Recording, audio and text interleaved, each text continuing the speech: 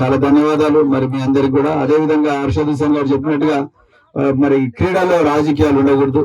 So sarpanch గారు కొంత బాధలో ఉన్నట్టున్నది. సో మన గ్రామ ప్రథమ పౌరాలు కాబట్టి ఆ పోస్ట్ కు మనం గౌరవం ఇవ్వాలి. రాజకీయాలు ఎక్కడైనా ఉంటాయి, ఎప్పుడైనా ఉంటాయి, కానీ ముందు క్రీడల్లో మాత్రం రాజకీయాలు తీసుకురాకుండా పోస్ట్ కు మంచి గౌరవం ఇచ్చి అందరినీ కలుపుకొని పోయే పరిస్థితి ఉండాలని చెప్పి కోరుకుంటున్నాం. ఇంకా రాబోయే రోజుల్లో మీకు ఎలాంటి సహకారం కావాలన్న క్రీడల్లో తప్పకుండా మరి నేను ఇస్తాను. మరి మీ ఒక అప్పుడు అభ్యర్థిగా మరి తప్పకుండా ఇస్తాను.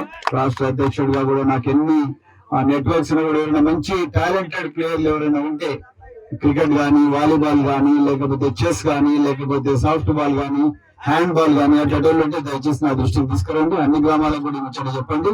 ఎవరికైనా మంచి ఆపర్చునిటీ కావాలి, ఇంకా మంచి కోచింగ్ కావాలంటే చాలా అకాడమీస్ ఉచితంగా ఇచ్చే ప్రయత్నం కూడా చేస్తున్నాయి. అలాంటి వాళ్ళందరికీ కూడా మరి ఈ క్రీడాకారులను పరిచయం చేసే పని కూడా చేద్దాం. మరి మీరు మీ విలువైన సమయాన్ని మరి టీవీలు చూడకుండా, స్మార్ట్ ఫోన్లలో ఇన్స్టాగ్రామ్ పెట్టకుండా చెరువులకు వచ్చి క్రికెట్ ఆడుతున్నందుకు మరొకసారి మిమ్మల్ని అందరినీ కూడా అభినందిస్తూ మరి అవకాశం నాకు ఇచ్చినందుకు మీ అందరికీ కూడా ధన్యవాదాలు చెప్తూ జై భీమ్, జై జ్యోతి, జై శివాజీ, జై Kollapur. Thank you very much. So చాలా మంచిగా అనిపించింది. మీరు చెరువులోనే మరి జాగా చూసుకొని దాన్ని స్టేడియం తయారు చేసుకొని, గ్రౌండ్ లేవు. మరి అప్పుడు ప్రభుత్వం గ్రామీణ క్రీడా ప్రాంగణాలు అని చెప్పి బోర్డులకే పరిమితమైన బిల్లులు ఎత్తిండ్రు. అంతే, బోర్డు పెట్టి 6 లక్షల బిల్లు ఎత్తిండ్రు. సో దాని బదులు ఊర్లో మంచి గ్రౌండ్ చూసి గ్రౌండ్ కడితే ఇప్పటికెల్లా చాలా మంది క్రికెటర్లు తయారయ్యేటోళ్ళు. నేను పొద్దున SPM గ్రౌండ్ లో కాకినాడలో చూసిన చిన్న పిల్లలు కూడా మొత్తం ప్యాడ్లు కట్టుకొని, గ్లౌస్ పెట్టుకొని క్రికెట్ ఆడుతున్నారు. చాలా మంచి ఇక్కడ ప్యాషన్ ఉన్నట్టుంది. చాలా మంది కూడా క్రికెట్ ఆడాలనేది గ్రామాన క్రికెట్, వాలీబాల్ కన్నా ఎక్కువ క్రికెట్ ఆడుతున్నారు ఇక్కడ. సో చాలా సంతోషం.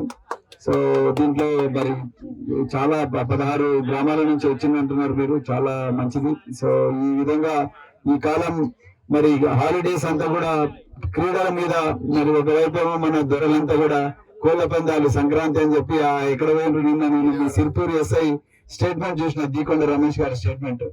ఏమైనా ఇక్కడ ఎవరైనా కోళ్ల పందాలు ఆడింది అంటే వాళ్ళని జైలుకు పంపిస్తారని చెప్పి ఆయన అన్నాడు. చాలా మంచి పని చేసిండు. అంటే మళ్ళీ ఆ చెడ్డ కల్చర్ మన దగ్గరికి వచ్చి దాంట్లో మొత్తం కూడా వేల రూపాయలు, లక్షల రూపాయలు పెట్టి ఆ కోడి పందాలు, దాని తర్వాత పేకాటలు అవన్నీ వచ్చి నాశనం అవుతాయి మళ్ళీ ఏరియా. సో అందుకొరకు అట్లా కాకుండా మీరందరూ కూడా క్రికెట్, మంచిగా వాలీబాల్ ఇవన్నీ ఆడుతున్నారు కాబట్టి చాలా సంతోషంగా ఉంది. ఇట్లనే అన్ని గ్రామాల్లో కూడా ఈ విధమైన స్పోర్టివ్ స్పిరిట్ అనేది, అంటే స్పోర్ట్స్ మెన్ అందరు కూడా బాగా తయారైతే మంచిగా ఉంటది. మరి బహుజన్ సమాజ్ పార్టీ అయితే మన ఎన్నికల మేనిఫెస్టోలు, అంటే మన బహుజన్ భరోసాలోనే ఈ గ్రామాన క్రీడా ప్రాంగణాలని ఒక హామీ కూడా ఇచ్చినాం. అంటే ఇట్లా TRS వాళ్ళ పరిచయం కాదు కానీ రియల్ గా, ఎందుకంటే నేను గురుకుల పాఠశాల సెక్రటరీ ఉన్నప్పుడే దాదాపు 80 క్రీడా ప్రాంగణాలు నేను తయారు చేసిన. అందులోకి వెళ్ళి ఇప్పుడు నేషనల్ లెవెల్ ప్లేయర్స్ ఉన్నారు, ఇంటర్నేషనల్ లెవెల్ ప్లేయర్స్ కూడా ఉన్నారు. ఏషియా గేమ్స్ లో కూడా మన కాంస్య పథకం వచ్చిన స్టూడెంట్స్ కూడా మనం పెట్టిన స్పోర్ట్స్ అకాడమీస్ వచ్చిండ్రు. సో ఆ విధంగా మరి ప్రతి గ్రామంలో కూడా ఆ విధంగా వస్తే మంచిగా ఉంటుందనే ఉద్దేశంతోనే మేము పెట్టినాం. అదే విధంగా పరిగెట్టే ప్రతి ఒక్క వ్యక్తికి నేను పొద్దున SPM గ్రౌండ్ లో చూసిన, చాలా మంది పాపం షూ లేకుండా పరిగెడుతున్నారు, చెప్పులు వేసుకొని వచ్చారు.